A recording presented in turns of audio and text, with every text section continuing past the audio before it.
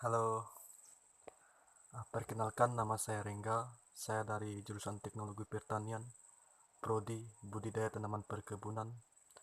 Saya dari kelas 1A, NIM saya 4202023014. Baik, di sini saya akan menjelaskan tentang mata kuliah kewarganegaraan atau PKN. Di sini saya mengambil di bab 7 yang berjudul Bagaimana Dinamika Historis, Konstitusional, Sosial Politik, Kultural, serta konteks kontemporer penegakan hukum yang berkeadilan. Poin yang pertama yaitu menelusuri konsep dan urgensi penegakan hukum yang berkeadilan. Menurut Thomas Hobbes, dalam bukunya Leviathan pernah mengatakan homo homini lupus, artinya manusia adalah serigala bagi manusia lainnya. Manusia memiliki keinginan dan nafsu yang berbeda-beda antara manusia satu dan manusia lainnya. Nafsu yang dimiliki manusia ada yang baik dan ada yang buruk. Di sini ada tujuan negara Republik Indonesia dapat kita temukan pada pembukaan Undang-Undang Dasar 1945,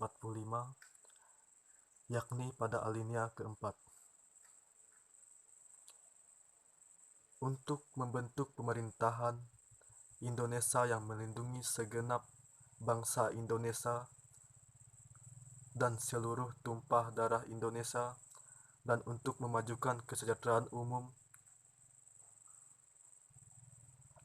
mencerdaskan kehidupan bangsa, dan ikut melaksanakan ketertiban dunia yang berdasarkan kemerdekaan, perdamaian abadi, dan keadilan sosial. Di sini ada poin yang kedua. Poin yang kedua yaitu menanya alasan mengapa diperlukan penegakan hukum yang berkeadilan. Dari sekian banyak tuntutan masyarakat, beberapa sudah mulai terlihat pada perubahan ke arah positif, namun beberapa hal masih tersisa mengenai penegakan hukum ini.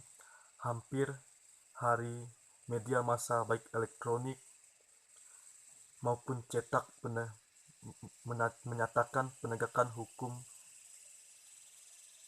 yang memenuhi rasa keadilan masyarakat maupun masalah pelanggaran HAM dan KKN.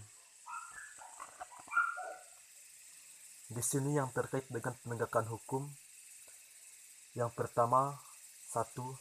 Perilaku warga negara khususnya oknum operator negara banyak yang baik dan terpuji.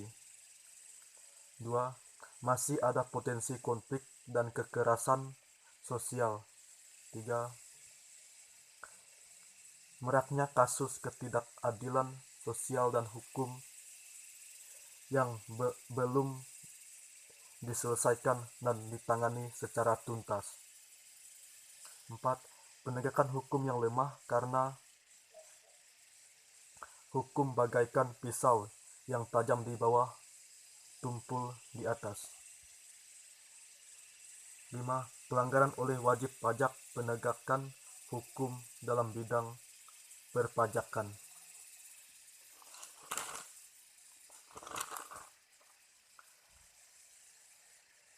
Dalam mengembangkan hukum, aparatur harus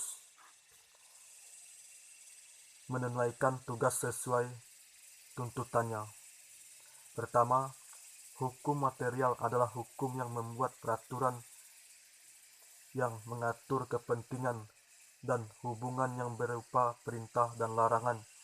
Contohnya, untuk hukum pidana terdapat dalam Kitab Undang-Undang Hukum Pidana KUHP.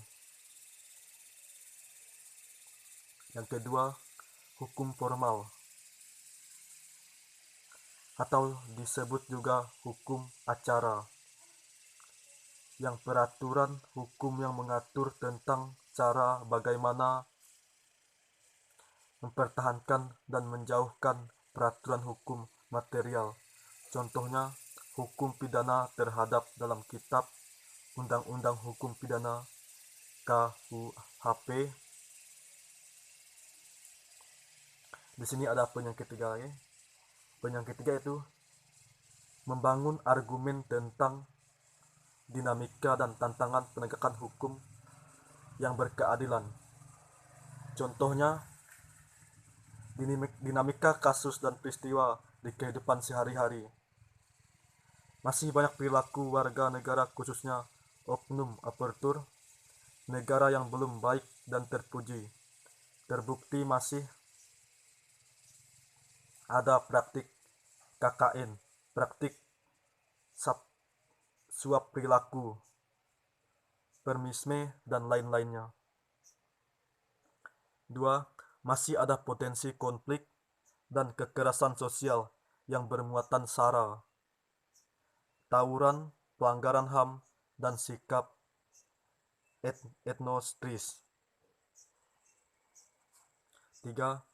Maraknya kasus ketidakadilan sosial dan hukum yang belum disesuaikan dan ditangani secara tuntas.